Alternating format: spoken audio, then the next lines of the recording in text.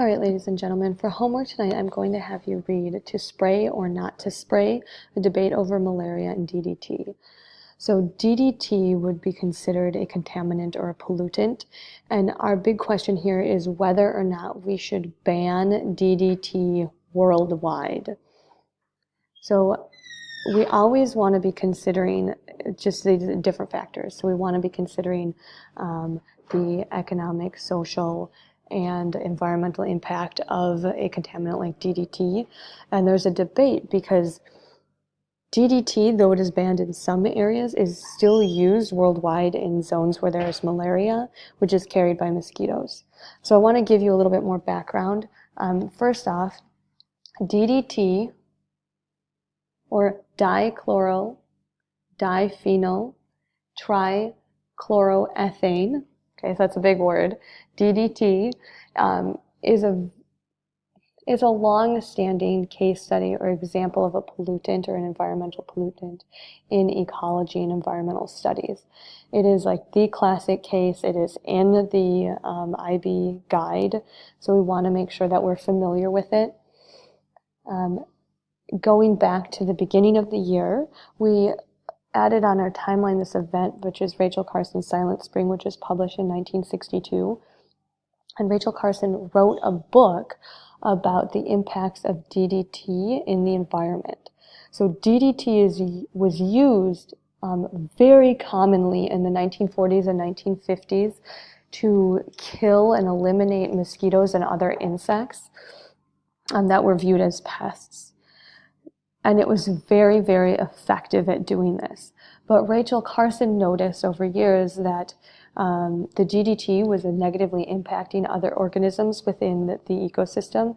So it actually bioaccumulates or can be biomagnified within a food chain.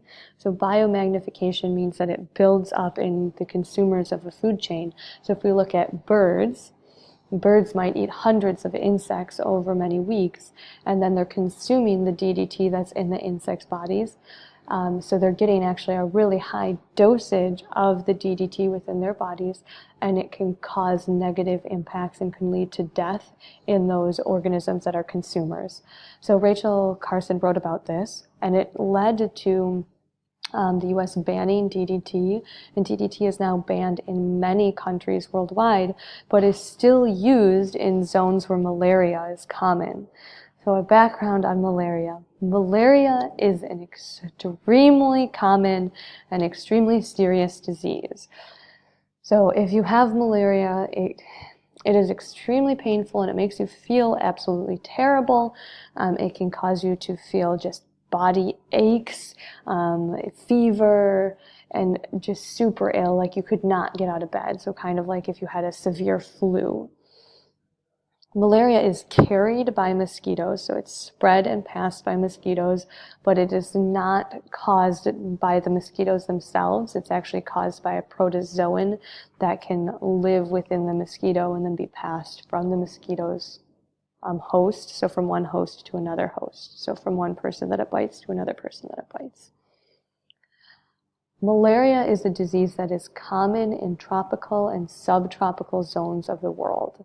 So it is not common in Europe, it's not common in North America, but it is common in other areas. So just some statistics, in 2017, 212 million clinical cases of malaria occurred, so that means diagnosed, and 429,000 people have died of malaria. So this is an area, just as an area map of where malaria is common. So you're looking at those warmer zones that have a lot of humidity as well. So carried by mosquitoes. Mosquitoes love the heat and they love the humidity. You do not need to know this for this class, but it's just good background information. Malaria is super hard to treat because it's spread by these mosquitoes, and then they deliver this little protozoan into your body. Okay, and it can hide in a few different places. So it impacts your liver, and it can hide and grow within your liver. It can also hide within your blood cells. So this protozoan kind of grows up. So when it's immature, it can grow up within your red blood cells, and it starts out in the red blood cells really, really small. Right? And then when it gets big enough, your red blood cell will actually rupture, and then the malaria will be out in the bloodstream, so in the plasma in between your red blood cells. And really the only time that the malaria medications that help treat malaria are effective are when those protozoans are out in the bloodstream and are not contained within cells themselves. Because when you take malaria medications to treat malaria, if you have the immature protozoans, if the little baby malaria is hiding out within your cells, they won't die.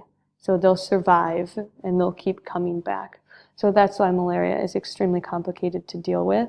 And many people have dealt with it by spraying the mosquitoes in the area with the DDT so that the mosquitoes will die and it'll just be less common. To bring this up to modern day, because this is a debate that's existed for decades and decades, there was a debate last year with the prevalence of the Zika virus about bringing back DDT in areas where Zika is common as well. So Zika is a virus, again, spread by mosquitoes. Zika impacts pregnant women because their babies can be born with something called microcephaly. So microcephaly just means small, so micro is small, cephaly is head. So these are babies born with an unusually small head. So we have a diagram here. So this is the regular size of a baby's head. Okay, and then microcephaly would mean that it was much smaller than typical.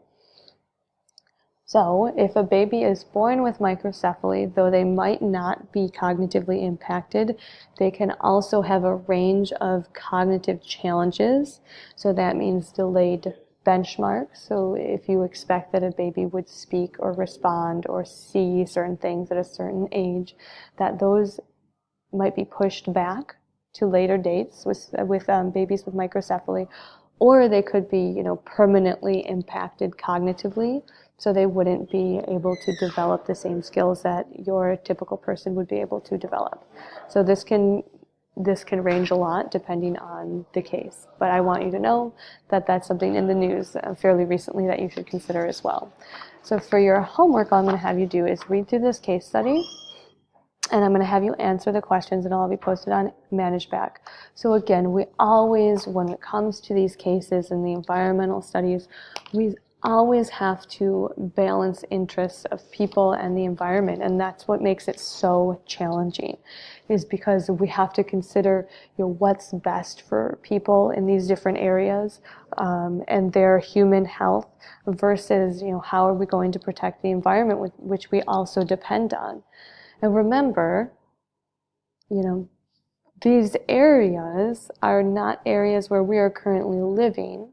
So we are impacted to some degree by pollution in those areas, but we also have to consider the human population and the needs of the human population who live in these zones as well and what's best for them. So I'm looking forward to debriefing this activity with you in our next class. So read through it, and I hope that you enjoy the case study, right? Bye.